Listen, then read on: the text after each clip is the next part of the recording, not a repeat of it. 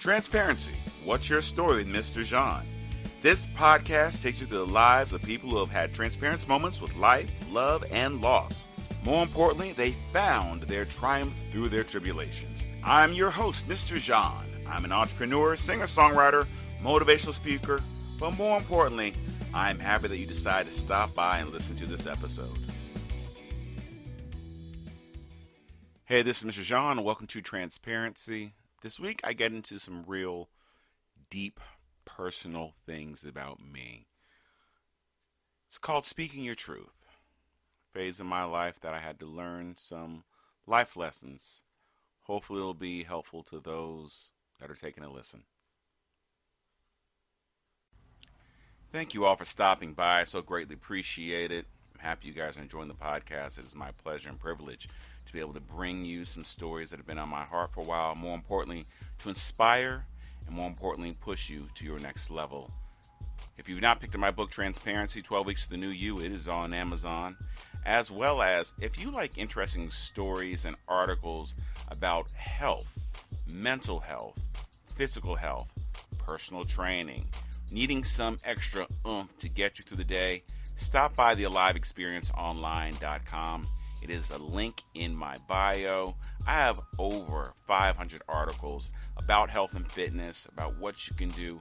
More importantly, if you've not seen the podcast, make your way over there and check out Transparency, What's Your Story? Also, I know some of you all know we do have a telephone number. That's right. If you want to call in and tell me your story, I would really love to hear it. That number is 818-660-5374. Again, 818-660-5374. Thank you guys for your time, and as always, be well. Hey, this is Mr. Jean, and this is my transparent moment this week. This week is Speaking Your Truth. Speaking Your Truth. I'm digging really deep because some people, I don't even think a lot of my family likes to remember these moments in our family history.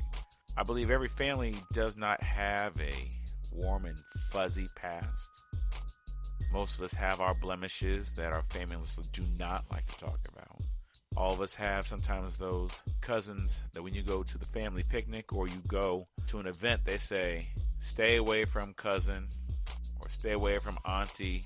Stay away from your uncle if he starts drinking. We all have those stories because unfortunate things have happened to those, including myself, that shouldn't have happened. And you bury your truth until you get to the point that you feel your truth has to come out. And at the age of 12, I buried my truth. I buried it for a while. I buried it till the day I decided to run away from home. I think most kids get to that point where I'm just going to run away from home. I'm never going to come back. Well, at 12, I got to the point where I got tired of having my uncle do inappropriate things. I decided to tell somebody.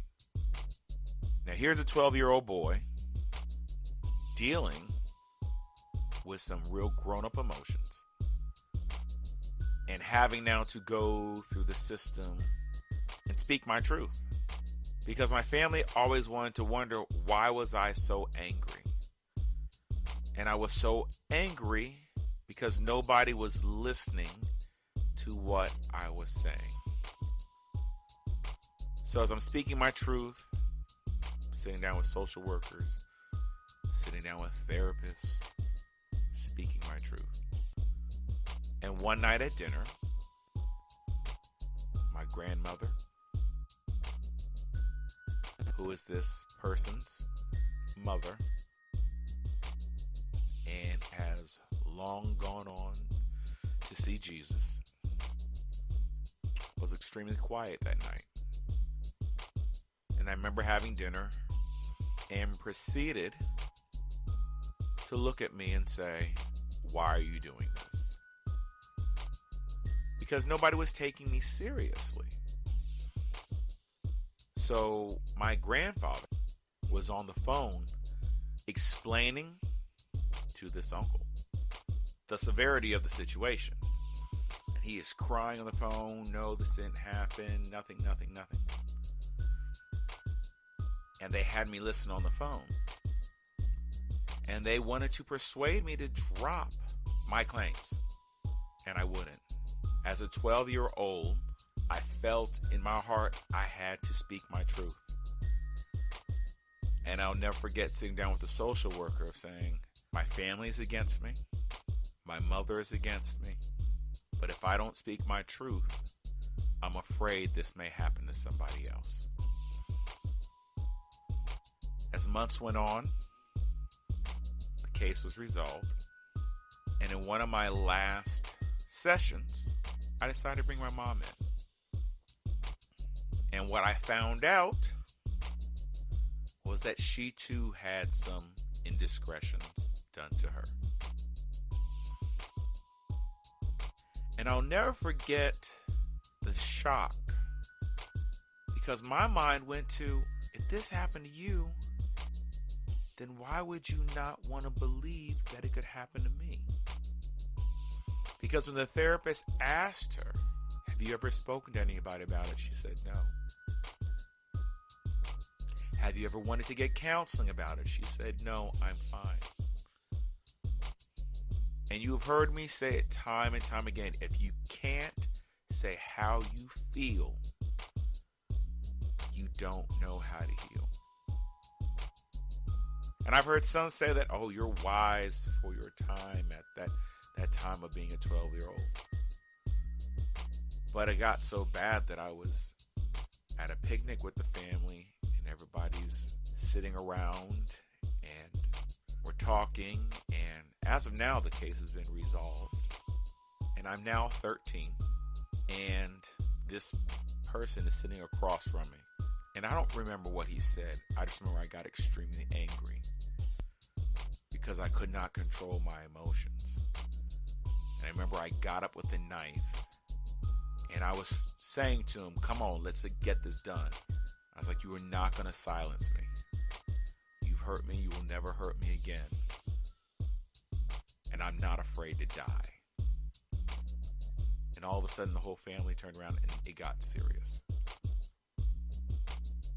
Because I was just tired. I was frustrated. I was angry. I did not want to feel like this anymore. I did not know at that moment how to control my anger, but I knew this much. At this moment, it's going to stop. And I remember them trying to get me to put the knife down, which I did. And he got up. Now I'm 5'7". I think maybe at the time, maybe I was 4'9" or something like that. And I was ready to die. At that moment, all I wanted to do was make my wrong right.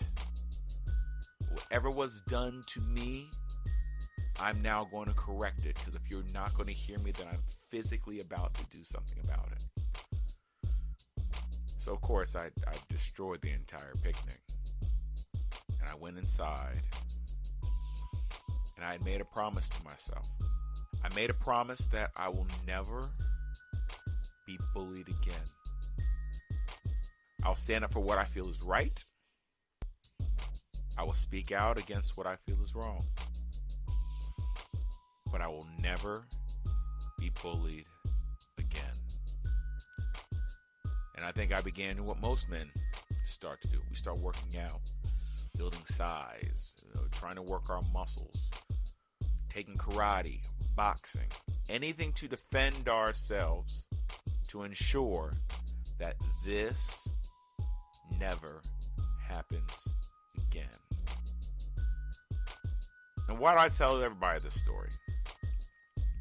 I think there are things that are going on in this country as people's voices want to be heard. And we all pick and choose what we're willing to expose. When the Me Too movement started, it was because somebody got tired. They got tired of the injustices, male, female. And I could get into that, but I'm choosing not to. point I'm trying to make is, once it gets exposed, we have a choice to keep speaking out about it, or we have the option to be quiet and 2 weeks later go on to the next thing. Men are now coming out with the Me Too movement, and it's necessary. And I believe there are going to be more men that are going to come out about the Me Too movement. This is just the beginning. But as always, once those people are exposed, what do we do with that information? Do we stay silent? Do we seek justice? Because if we continue to stay silent, we continue to allow that injustice to continue. And I get it. Some people are like, I will take the bag and run. I will get the payout to let this thing die off. And that is your choice. But like I started, you have to speak your truth. There are a lot of truths of injustice. And we pick and choose in this society of what is validated and what is not. I could talk about police brutality, but that's not the topic that I'm talking about. I could talk about racial discrimination. That's not what I'm talking about. If you can't say how you feel, you don't know how to heal. Years later, before this person died, I went to the hospital to see them for the last time. And I got to the point that I had forgiven them. More importantly, I think I forgave myself because I could not allow that situation to hinder my future. And I'm not saying I should have gone through it. I'm not agreeing to what happened, because there are many situations in this life none of us should ever have to go through. And unfortunately, some of us have. But I made the decision of, instead of being a victim, I was going to be a victor. I was not going to stay in that place. I was not going to relive the pain day after day. I was going to speak my truth. I was going to speak my truth until I was heard, until something was done about it. More importantly, till I was at peace with myself of growing up to be a young man who was not going to be a victim, but a victor. If it was even doing better than that person, if it was getting more into God's word of knowing that he loves me despite what had happened to me, if it was pressing through the pain to accomplish the things that I knew I wanted to accomplish, more importantly, finding a process of healing. Finding a process of healing that was good for me. Finding a process that allowed me to know that there may have been a scar, but not reopening the wound. Not allowing the old me say they won. I was 12 years old. And I know there are some that have crazier stories than this, but this is my transparent moment.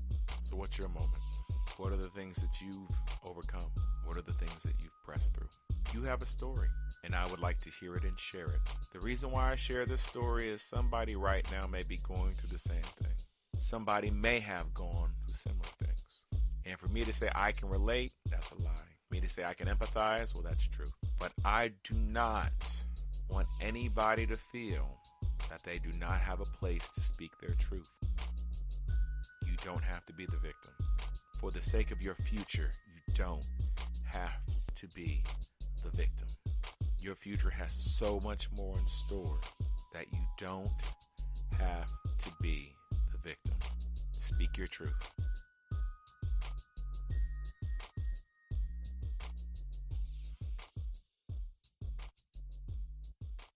I want to thank you guys again for tuning in. Every week I'm actually trying to get better, to present you guys something that is from the heart, more importantly that you can relate to. Now Gary Vee says it best, so I'm going to quote him. Sharing these thoughts is like oxygen to me. So if they resonate with you, if you feel that this can benefit somebody, subscribe, share, more importantly, like all my platforms, Instagram, Facebook, theliveexperienceonline.com. And I look forward to speaking and sharing with you guys real soon. Be well.